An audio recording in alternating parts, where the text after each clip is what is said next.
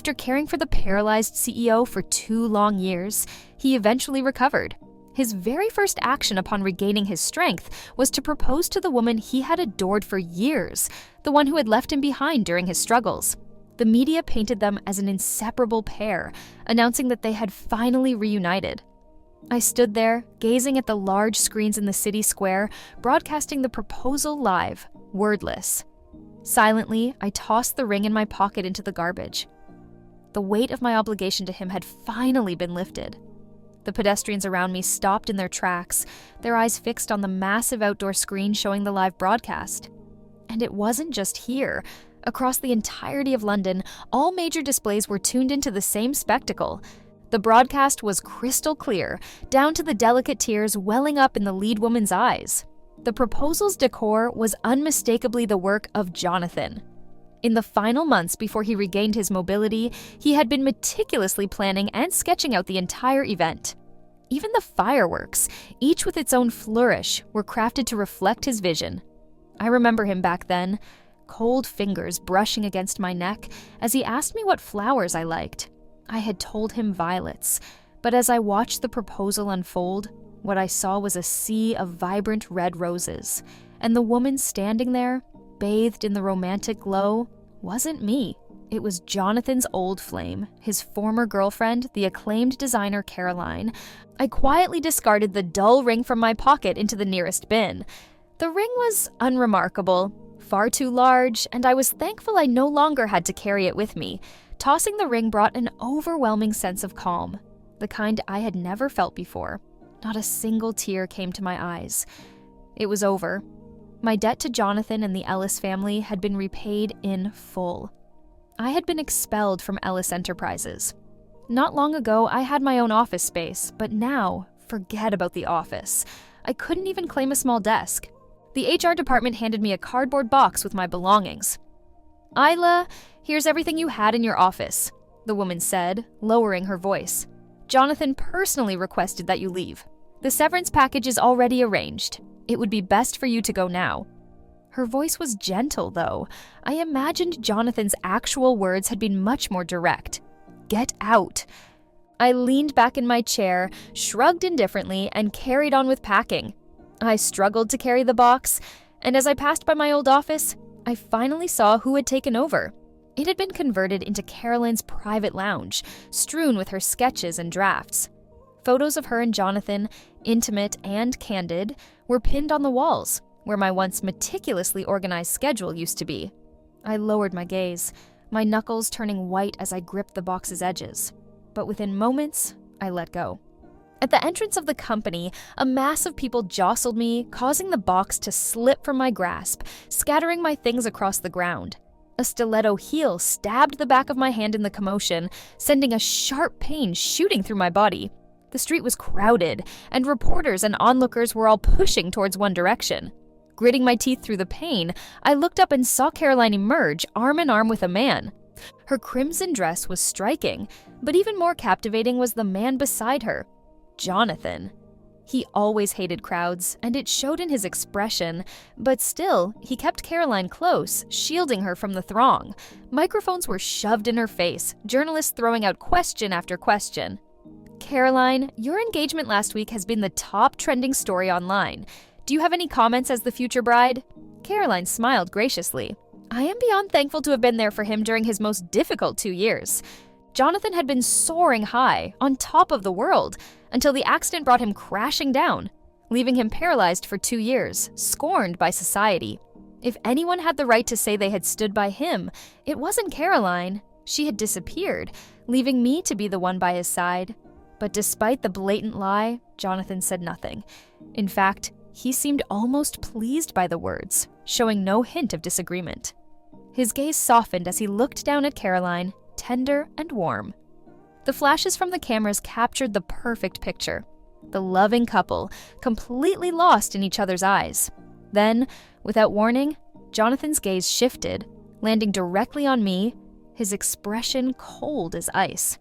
Our eyes locked for a brief moment, and I managed a faint smile. A strange, newfound sense of peace spread through me. Jonathan's brow furrowed. In truth, I was also grateful that I had stayed by Jonathan's side during his lowest points. I had repaid every debt owed to him and his family. As I waited for a taxi that seemed to be taking forever, hunger pangs from low blood sugar gnawed at me, and my stomach ached. I sat on the curb, pressing my hand against my swollen, bleeding palm. The pain was intense. Caroline had always been special to Jonathan. I had known him long enough to understand. From a young age, he had been the crown prince of the Ellis family. He had countless rumors of romantic flings, but Caroline was the only one he publicly acknowledged. Their rekindled relationship was inevitable. Suddenly, the honk of a car startled me. A sleek black vehicle pulled up beside me. The window lowered slowly, revealing Jonathan's indifferent face, his fingers tapping impatiently on the steering wheel. Another wave of pain hit my stomach, and my eyelashes fluttered.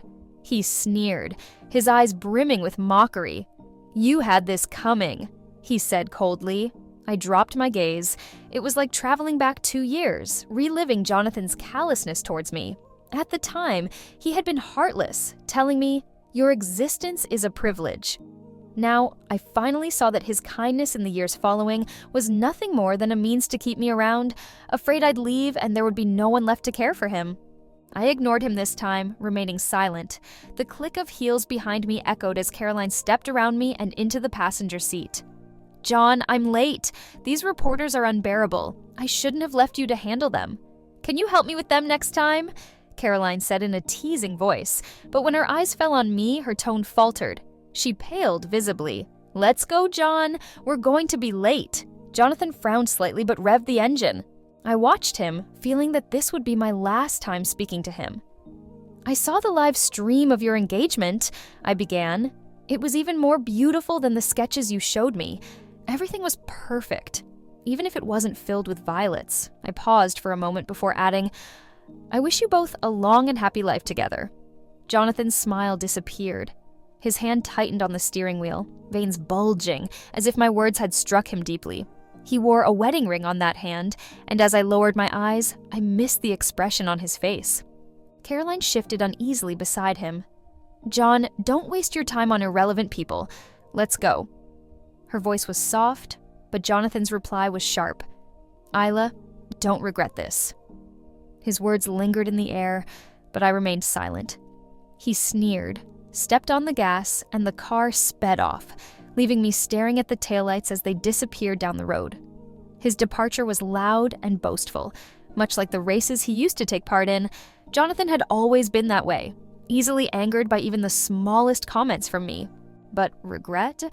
No, I had none.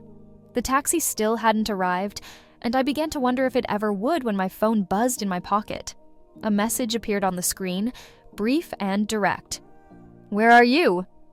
I hesitated for only a second before sending my location. About 30 minutes later, I found myself sitting stiffly in a business car, my arm extended as a young man carefully tended to my wounds. "Does it hurt?" Alex, the man beside me, asked quietly, his eyes focused on my injured hand. I shook my head.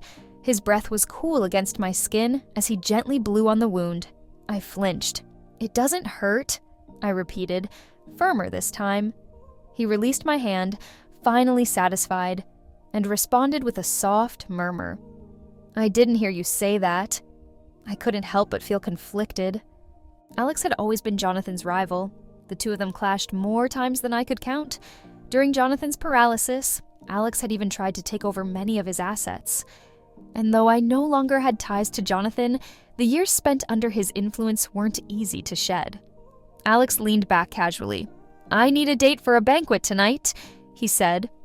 My eyes dropped to my bandaged hand. "Will Jonathan be there?" I asked. Alex nodded, offering no further explanation. After a long pause, I spoke again. "If you're hoping to use me to hurt him, you might be disappointed. He doesn't care about me anymore." My voice was calm and quiet, stating the fact plainly. Alex fiddled with a lighter, his fingers playing with the small flame. "We'll see about that," he replied casually. I turned my gaze out the window, a small smile on my lips. I couldn't help but think of Jonathan at 17, his laughter echoing as he boasted to his friends. "I could never love someone like Caroline," he had said back then. Now, as I stood in front of the mirror in Alex's home, trying on dress after dress for the banquet, I found myself thinking of those days. Alex scrutinized each dress, discontent with every single one, until I tried on a silver white gown that shimmered like a night sky filled with stars. Finally, he paused, his eyes lingering on me. "This one," he said, his voice low. I looked at my reflection, and for a moment I barely recognized myself. The woman in the mirror was striking. Beautiful, even. It was like seeing a version of myself that had always existed in the shadows, suddenly stepping into the light. Alex appeared behind me, holding a necklace in his hand. He draped it around my neck, his fingers brushing my skin. "Not to provoke them," he said, "but to show Jonathan he's lost more than just his legs. He's lost his mind." I had never attended an event like this as Jonathan's companion, despite being by his side for years. When we arrived, the lights of the grand hall illuminated Alex's profile, sharp and refined, drawing murmurs of admiration from the crowd.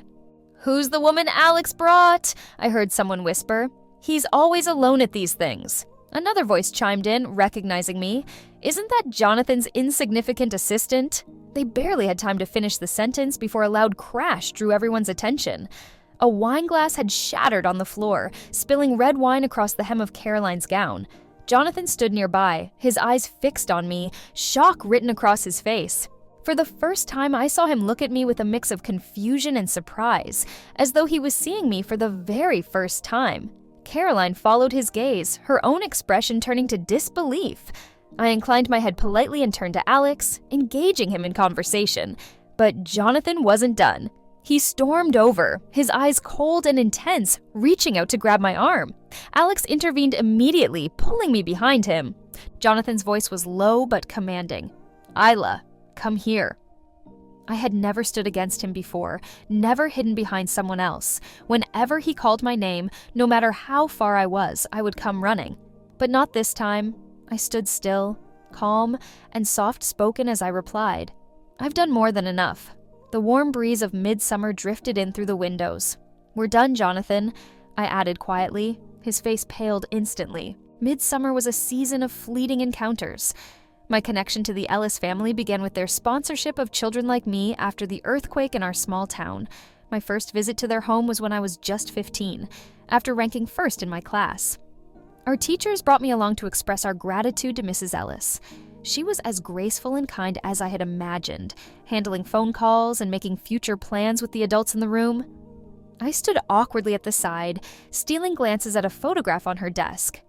It was of a boy my age, handsome and defiant, glaring at the camera. He looked every bit the spoiled heir to a vast fortune. Moments later, the butler entered, looking stressed. "Madam, the young master is out racing his motorbike again." Mrs. Ellis barely looked up, too busy with her work. "Go fetch him," she said dismissively, but it was clear the butler didn't relish the task. One of the adults nearby nudged me forward with a laugh. "Why don't you send Isla? She's great with kids her age." Mrs. Ellis considered me for a moment before nodding.